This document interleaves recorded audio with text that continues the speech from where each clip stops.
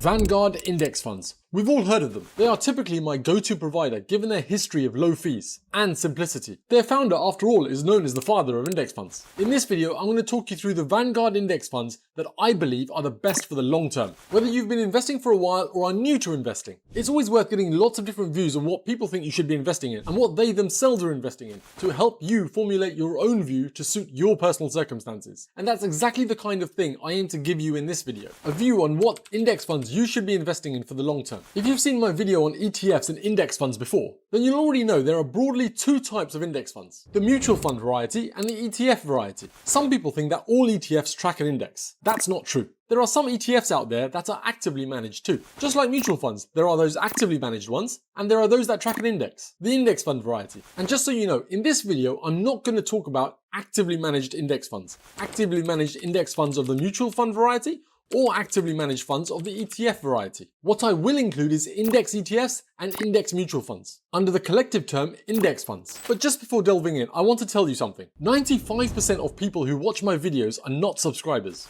To reach more people and help them in their quest to become better with their money, can I ask you to hit the subscribe button? And then later, if you got value from this video, if you wouldn't mind hitting that like button as well, that would really help me and the channel out. Thanks for doing that. Now let's get on with the video. It's important to understand why I have chosen these. These particular funds have been chosen based on my investment goals. It's based on the markets that I want exposure to. But alongside that, I also want to protect my downside. I know markets go up and down all the time. And of course, like you probably, at a basic level, I want everything. I want all the upside, but none of the downside. If you're making money, I'm in. But if you're losing money, no, you know what, keep me out of that. But we all know, of course, that this isn't the way markets work. And it's not just like it's easier said than done. It's virtually impossible. So to decide on my investment goals, I needed to ask myself, what are these investments for? And again, it's easy to shout out a stupid answer like, I want to grow my money. I want my money to work for me. I want to get rich. All that is fine, but it's like a child's answer. As an investing adult, I also want to grow my money, of course, but I'm going to go beyond that. I want to be more conscious about what I actually want. Of course I want my money to grow,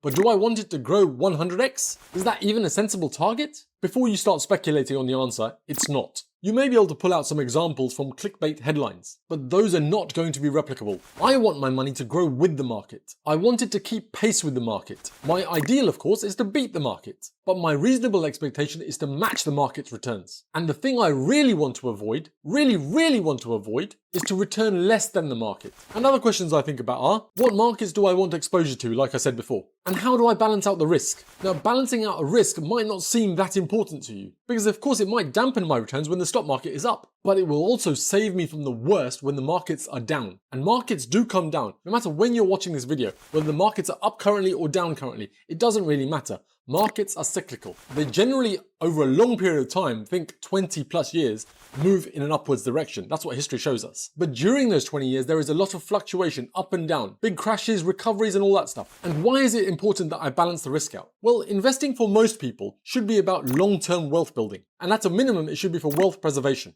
and not looking for short-term gains. That's trading, and that's very different. A different mentality, a different set of things to look for. And well, if that's you, why the hell did you click on an index funds video? This video is for investors. So if you're thinking about trading, then this particular video isn't for you. You can go. I'll give you a few seconds to smash that like button anyway, and then leave. Go on, go. Okay, phew.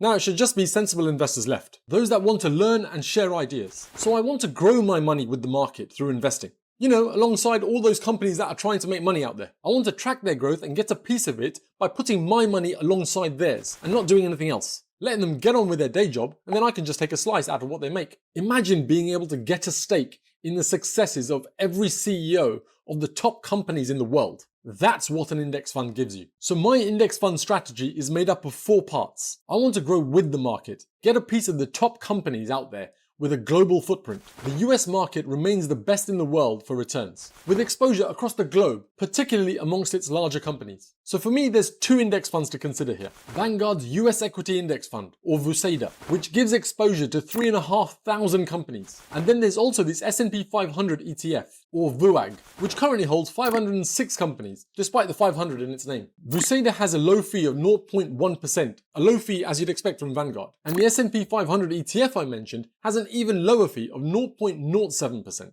I personally prefer the one that holds the whole market, since it gives me greater exposure to more of the US market, 3,500 companies instead of just 500 odd. Interestingly, the top 10 holdings in each of these are the same. Though of course the S&P 500 ETF holds a bigger share in each of those top 10 companies than the bigger basket of stocks in the US equities index fund. For example, Apple makes up 7.18% of the S&P 500 ETF versus 6.29% in the bigger basket in the US equities index fund. So that's the US, done. Now recently, I've seen various projections that show most of the growth in the global economy won't be in the US like it has been over recent decades, and that most of this will come from the emerging markets. Here's what one report showed on what global growth would look like through to 2050, less than 3 decades away. Regardless of how accurate these projections end up being, I think it's pretty clear by now that the emerging market economies, and particularly India and China, and a few notable others, will be growing massively in the coming years and decades. And so naturally, I want exposure to those markets because I want to take advantage of that upcoming growth. There are two I've got my money in at the moment: the Vanguard Emerging Markets Stock Index Fund, or VanEMPA, and Vanguard's FTSE Emerging Markets ETF, or VFEG. Having done more recent analysis on these, I'll be moving my funds into the latter, and any new money I put into the emerging markets will go through this ETF. And this is because while they sound like they might track the same economies, they do things a little differently. VanEMPA tracks the MSCI Emerging Markets Index and includes a sizable chunk of its portfolio in Korean stocks, which interestingly didn't feature in the top 20 growth projections table that I showed earlier. The VFEG ETF, on the other hand, doesn't seem to have a sizable chunk in the Korean economy. It tracks the FTSE Emerging Market Index. It's a different index they're tracking entirely, so that probably explains the difference. This ETF also has a greater proportion of its allocation in Indian and Chinese stocks, where I see a lot of growth coming in the next decade and then some. Looking at the last 5 years, and of course past performance isn't a reliable indicator of future returns, but that particular ETF has outpaced the growth of that other index fund whilst the markets have been up. Now for balance, I should note of course that they both had a negative year as well. And in that negative performance year, the ETF did a lot worse too. So it's higher highs but lower lows as well. I'm comfortable with that. You might be, you might not be. It depends on your overall individual risk tolerance. So that's emerging markets, done.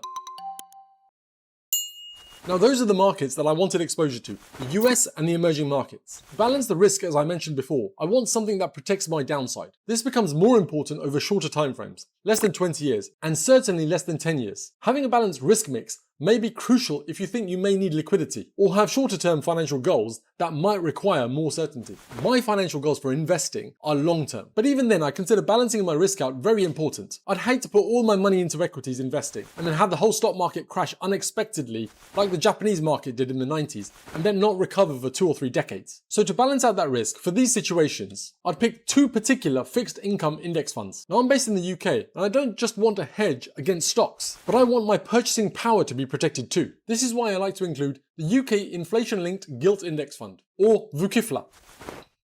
It's all linked to inflation, so payouts increase if inflation does. Then there's the US Government Bond Index Fund, or, and you're gonna like this one, VGUGA. And I know there is noise out there about US debt levels, but frankly speaking, if the US government was ever to default, then there would be severe consequences throughout the world and all round. And investment in this bond index fund, or VGUGA, would be the least of our worries. So that's my Vanguard Index Fund strategy in 4 parts, and the Vanguard index funds that I invest in today. And some of you might be thinking, why Vanguard? I'm a big Vanguard fan, and it's been Witch recommended for 6 years for their investment platform, which I do like.